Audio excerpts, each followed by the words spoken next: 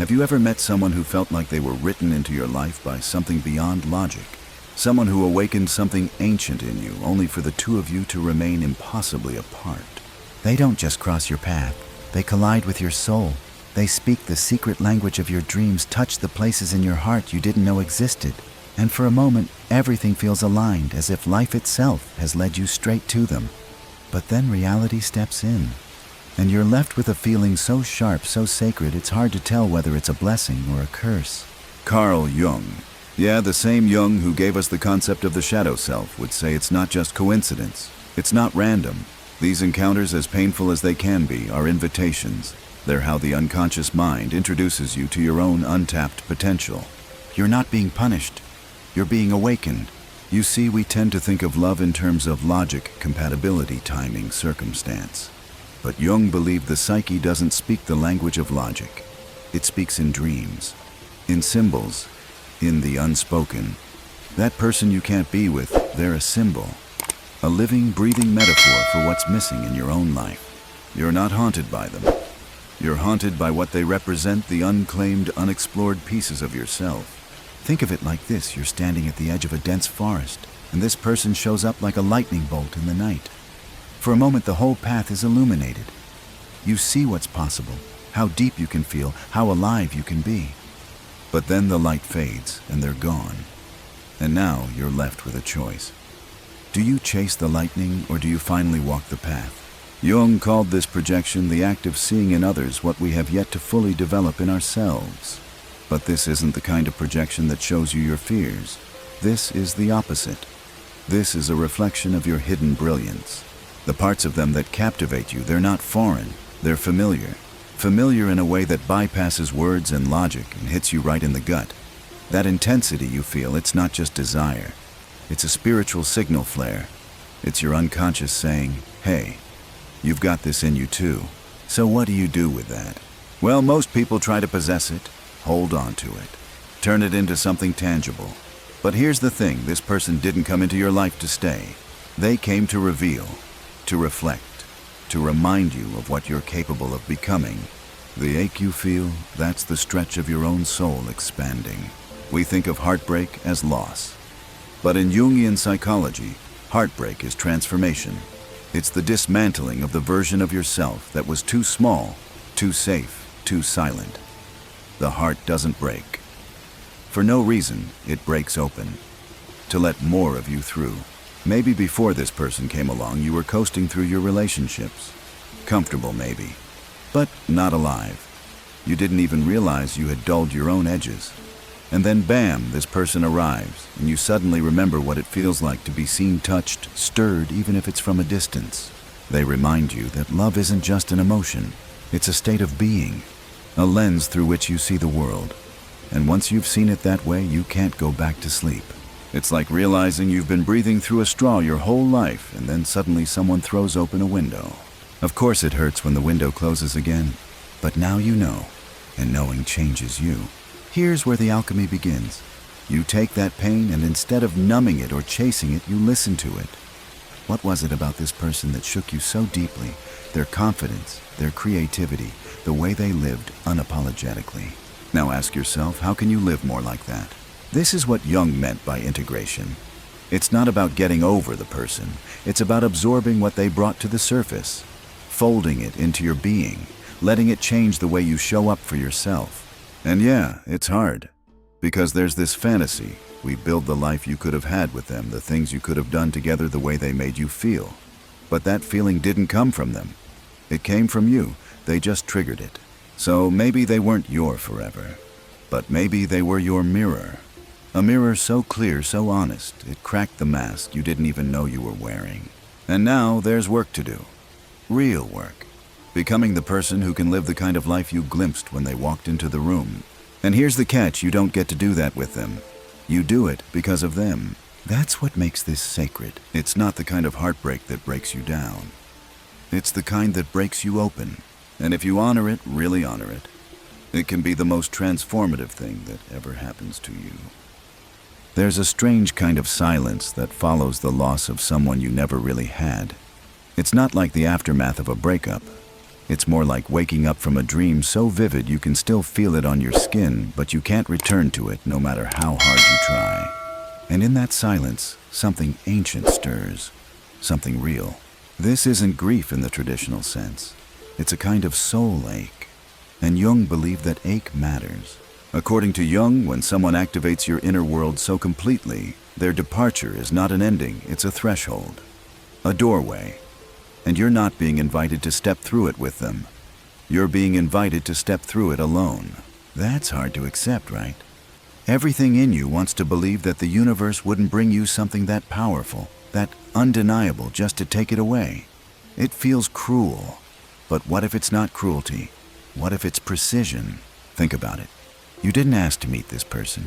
You didn't plan it. They just appeared. And in their presence, you became more yourself than you've ever been. That doesn't just happen.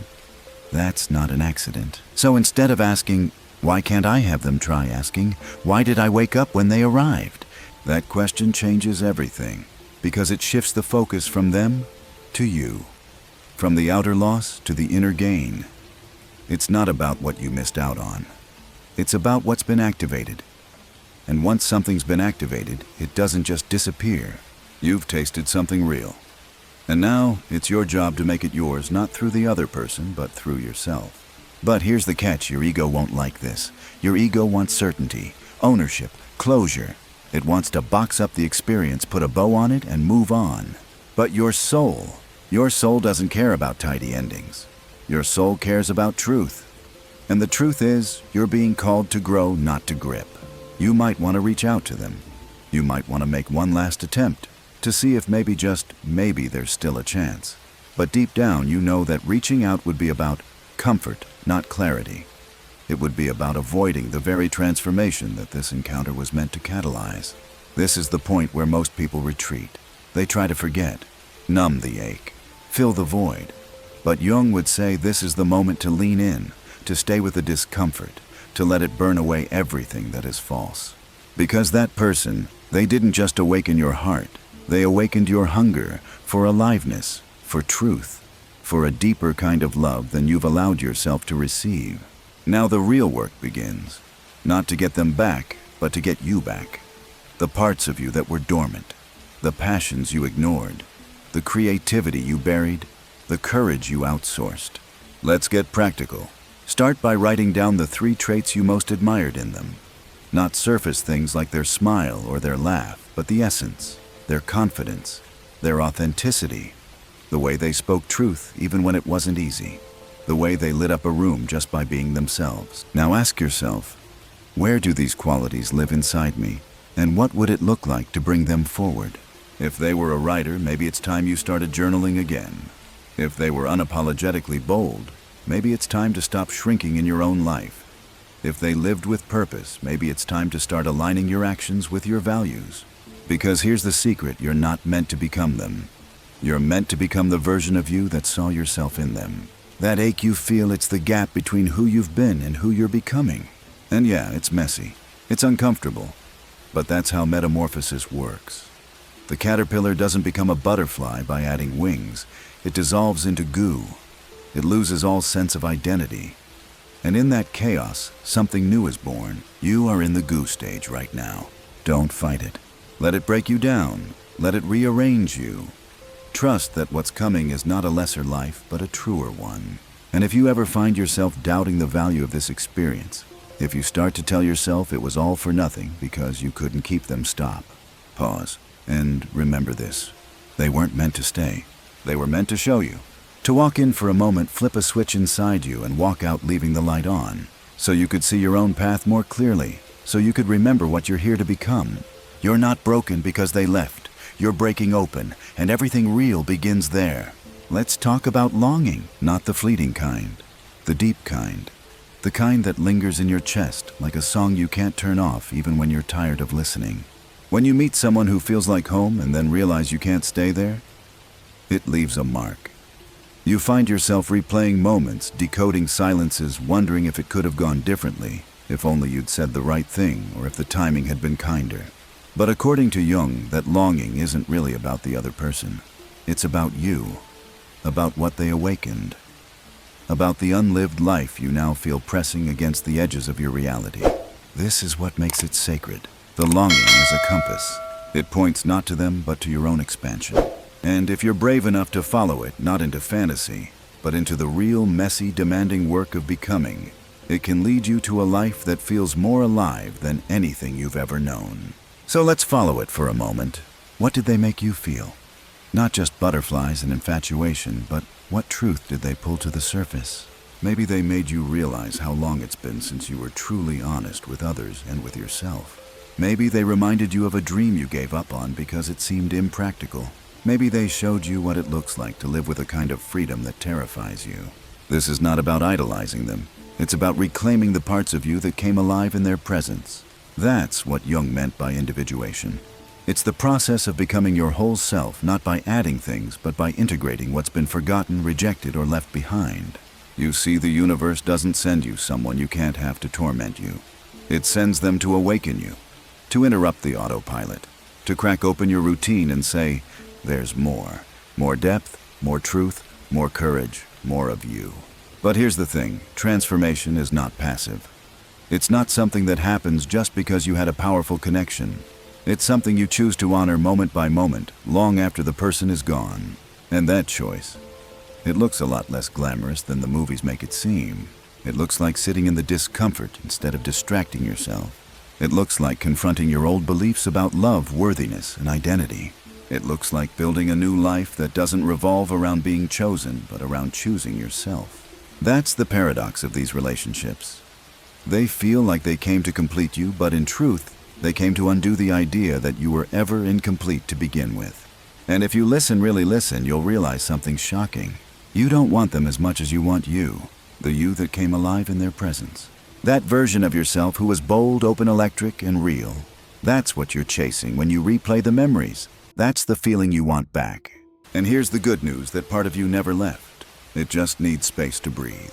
So create that space. Turn the passion you felt for them into passion for something real in your life. Let it move through your hands, your words, your work. Let it shape your choices. If they sparked your creativity, pick up the pen or the brush. If they stirred your soul, get quiet enough to hear what it's trying to say. If they made you feel seen, start showing up for yourself in that same way. Because the love you thought you had for them was really a love letter to your own becoming. You just didn't recognize it at the time. And that's okay. We're not taught to recognize soul encounters for what they are. We're taught to chase, to cling, to label everything as a relationship or a failure. But some people aren't meant to fit into those boxes. Some people are catalysts, period. They come into your life like a wildfire, not to destroy you, but to burn away what's false. And what remains after the fire, that's real. That's you. So don't mourn the fact that they couldn't stay. Celebrate the fact that you didn't stay the same. Celebrate the version of you that is rising from the ashes, wiser, braver, more whole. This is what healing looks like. Not erasing the memory, but integrating the meaning. It means walking forward without needing to rewrite the past. It means holding gratitude and grief in the same breath. It means letting go not because it doesn't matter, but because it does. So deeply that you choose to honor it by becoming the person that encounter revealed you could be. That's the gift, and it's yours to keep. Let's be honest, moving on from someone like this doesn't feel like healing. Not at first. It feels like betrayal, like you're turning your back on something sacred, like you're letting go of the only thing that ever made you feel truly alive. But you're not betraying anything. You're honoring it, because what they gave you wasn't them. What they gave you was a glimpse, a spark, a doorway, a mirror held up to your face that said, this is who you could be. This is what it feels like to be awake. And now the mirror is gone, but the reflection is yours to become. Carl Jung once said, the privilege of a lifetime is to become who you truly are. That's what this is about. The love you felt wasn't a mistake. The connection wasn't an illusion, but it was never the destination. It was the ignition. You didn't lose them. You found yourself. And now it's time to live like it. No more shrinking. No more waiting for someone to choose you, complete you, rescue you. You've seen your soul. You've felt it stretch its arms and rise. You can't unknow that. You can't go back to sleep. And that's scary, right? Because now the responsibility is yours. You can't blame your numbness on circumstance anymore. You can't settle for half-hearted love or half-lived dreams. Not after this, not after them. They woke something up in you and now you have to feed it. This is what becoming looks like. It's raw. It's real. It's you standing in front of the mirror with no more excuses, no more stories, just the truth of who you are and who you're ready to be. You don't need closure. You don't need one last conversation. You don't need to understand why they left or why it couldn't work. You already know what you need to know. You know what it awakened in you, so use it. Use the pain to sculpt purpose. Use the ache to dig deeper. Use the memory to sharpen your vision, not of the past, but of your future. And if you ever feel tempted to chase them again, to resurrect the fantasy, to reach for the ghost pause, breathe, and remember the person you miss was never really them. It was you lit up in their presence. And that version of you is still here, still possible, still waiting to be claimed. So claim it. You don't need them to be that person. You never did. They were just the trigger, the soul spark, the divine interruption. The real love story here isn't between you and them. It's between you and the version of you that they made impossible to ignore. That's the love story worth living, and it doesn't end when they walk away. It begins. Because now finally you see who you are, what you feel, what you want, what you deserve. Now you walk differently. You speak with more truth. You choose with more intention. You don't play small anymore, not in love, not in life. And one day, maybe far from now, maybe tomorrow, you'll meet someone who doesn't awaken you with lightning, but with warmth. Someone who doesn't crack you open with chaos, but holds space for the self you've built. And when that happens, you'll smile, not because you forgot the person who couldn't stay, but because you finally understood why they came. They came so you could become someone who doesn't just feel love, but lives it. Someone who doesn't just hope for more, but is more. Someone who doesn't chase a mirror, but stands in it whole and unafraid. So don't wait for the past to make sense. Don't wait for closure that will never come. Don't wait for someone to give you permission to begin again. You are already beginning. With every breath, every choice, every step toward your own becoming. And that person you couldn't be with, they didn't stay. But they did succeed. They woke you up. And now it's your turn.